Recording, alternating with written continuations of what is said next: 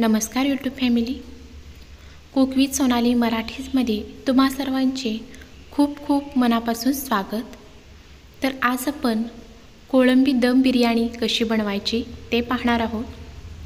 तर तुम्ही इथे ही बिर्याणी पाहू शकता, दिसायला किती सुंदर दिसत आहे, तितकीच ही चवीला अप्रतिम लागते।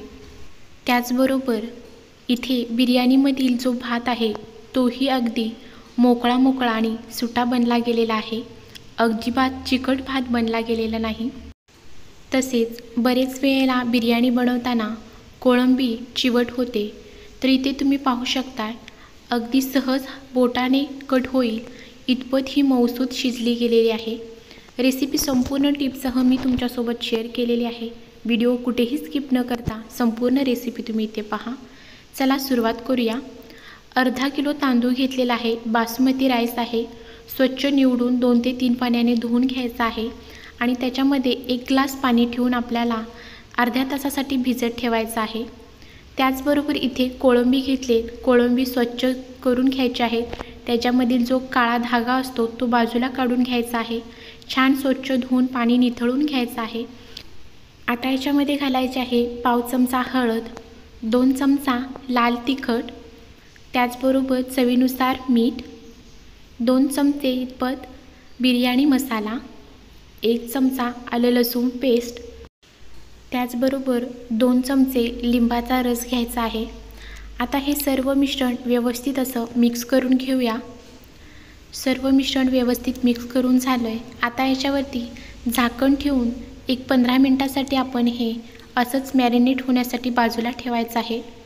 आता आपण अर्ध्या तासानंतर भात बनवायला घेणार आहोत। त्याच्यामध्ये काही खडे मसाले घेतलेत, तर त्याच्यामध्ये घेतले तमालपत्र, स्टारफूल, दालचिनी, जिरे, मसाला वेलची, मिरी आणि लवंग।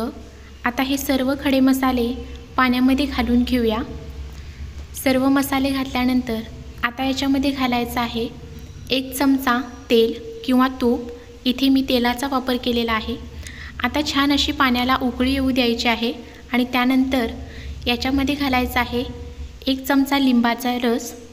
याच्यामध्ये लिंबाचा रस घातल्यामुळे आपला भात छान असा पांढरा शुभ्र बनला जातो।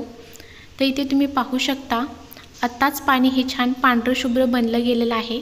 त्याच्यामध्ये घालायचं आहे चवीनुसार मीठ आणि आपण स्वच्छ धुवून गाळून घेतलेला तांदूळ घातल्यानंतर गॅस मध्यम ठेवायचा आहे आणि आपल्याला हा तांदूळ शिजवून घ्यायचा आहे। तर इथे तुम्ही पाहू शकता भात आपला व्यवस्थित असा शिजला गेलेला आहे। आता आपण हा संपूर्ण भात एखाद्या चाळणीमध्ये काढून घेऊया।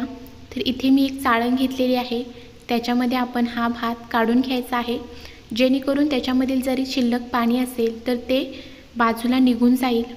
तर या पद्धतीने संपूर्ण भात एका चाळणीमध्ये काढून घेतल्यानंतर आता याच्यामध्ये 1 चमचा तूप किंवा तेल घालून ठेवा, म्हणजे भात छान असा मोकळा बनला जातो। आता आपल्याला बिर्याणीसाठी तळलेला कांदा लागणार आहे। त्याच्यासाठी तेल छान कडकडीत गरम करून घेतलं आहे आणि त्याच्यामध्ये 2 मध्यम आकाराचे कांदे उभे बारीक कट करून घेतलेत। आपल्याला हलकासा तांबूस रंग येईपर्यंत आपल्याला हा कांदा तळून घ्यायचा आहे।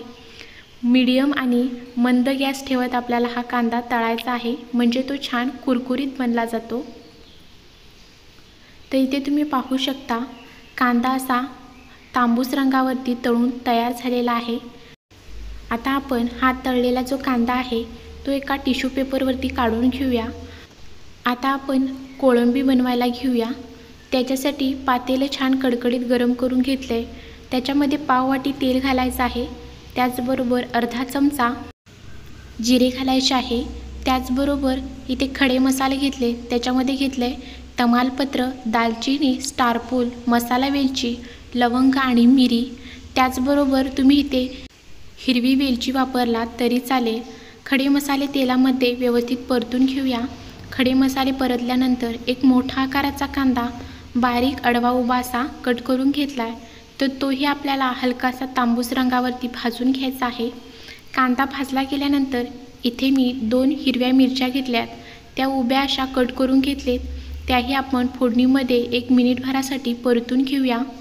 मिरच्या परतून घेतल्यानंतर आता याच्यामध्ये घालायचं आहे 1 चमचा आलं लसूण पेस्ट आलं लसूण पेस्ट ही एक अर्धा मिनिट व्यवस्थित परतून घेऊया।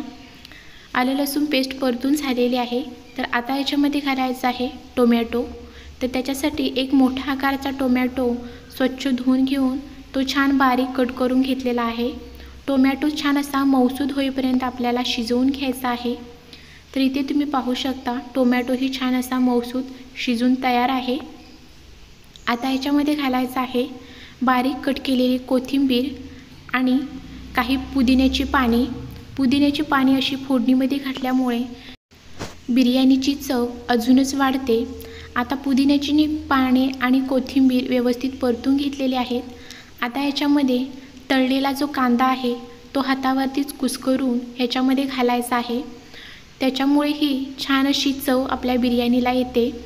तळलेला कांदाही व्यवस्थित परतून झालेला आहे। आता याच्यामध्ये घालायचे आहेत मॅरिनेट केलेली कोळंबी।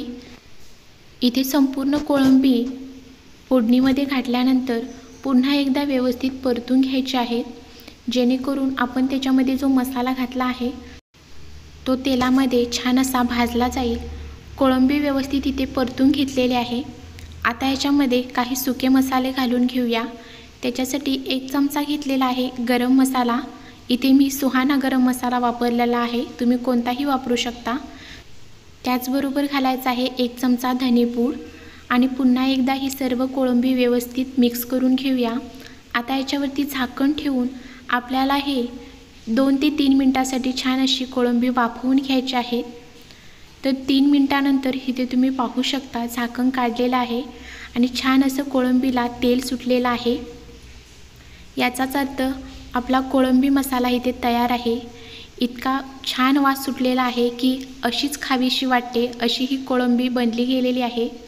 तर आता आपण कोळंबी बिर्याणी जी बनवणार आहोत त्याच्यासाठी थर कसे बनवायचे ते पाहणार आहोत। पण त्या अगोदर आपण थर बनवण्यासाठी ह्याच्यातील जी अर्धी कोळंबी आहे ती एका बाजूला काढून घेऊया, म्हणजे आपल्याला थर बनवण्यासाठी सोपे पडेल। तर याच्यामधील निम्मी जी कोळंबी आहे ती आपण बाजूला काढलेली आहे।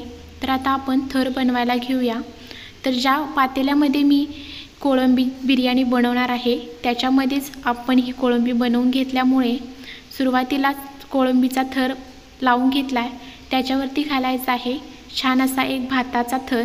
भाताचा थर घातल्यानंतर आता याच्यावरती घालायचे आहे बारीक कट केलेली पुदिन्याची पाने।